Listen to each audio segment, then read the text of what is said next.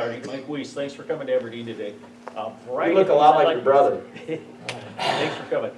Variety of things I'd like to talk about, but one that keeps coming up with friends and acquaintances of mine that I know your office has been involved in, you know, some new tools that needs to continue to have a light of day shined on, and that's elder abuse, economic and otherwise, that continues to be an issue that a lot of times isn't recognized.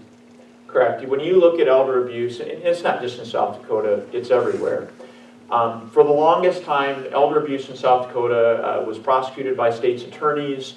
If there was a Medicaid component, the Attorney General was involved. We have a Medicaid fraud unit that we would prosecute. Ultimately, the courts and prosecutors came together with providers and said, we need to study this and we can do better.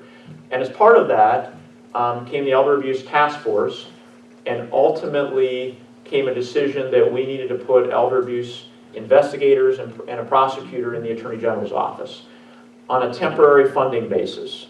And the reason I tell you that, because this is going to become important during session.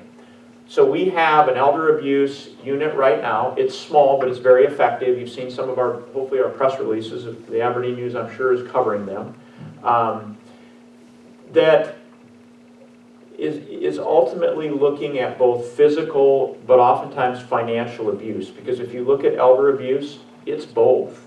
It can be physical, but oftentimes it can be emotional, but it can be financial. And it becomes challenging because you may have a sibling of another sibling calling one out on it. You may have questions where they don't want to do reporting and it's the bank, a financial institution, coming to law enforcement. But it's something that as we began this process a couple years ago, I will tell you that there's a greater need for investigations and a greater need perhaps for another prosecutor in that unit. Saying that, this is a tough budget year. I mean, you all heard the governor in his budget address. Right now, they have cut out the funding for the elder abuse unit. I have said, look, I mean, I have hopefully if everything stands, about a $26.5 million budget. I'm not going to let elder abuse go away. I'm going to have find a way to make it happen. I'm going to need some legislative help on it. But I will tell you, and your legislators are so important in this, you know, I look back when, you know, we were faced with needing, and especially important now with the drug epidemic, another DCI agent here in this community. And I reflect back, and Chris White got in his vehicle and drove to Pier and helped me.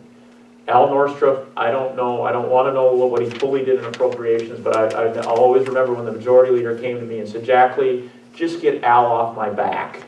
And so you got an additional agent. And that's important because that helps your sheriff, that helps your chief of police, and your men and women in blue. And so we're gonna make sure that we do everything we can to keep that. I don't know that it's going to get expanded this session, but it's something that it does affect. And there's actually a couple of cases in this area. I always have to be careful on what I can talk about, that it's directly affecting this area and doing good work in that, and I want to keep that continuing. Other areas.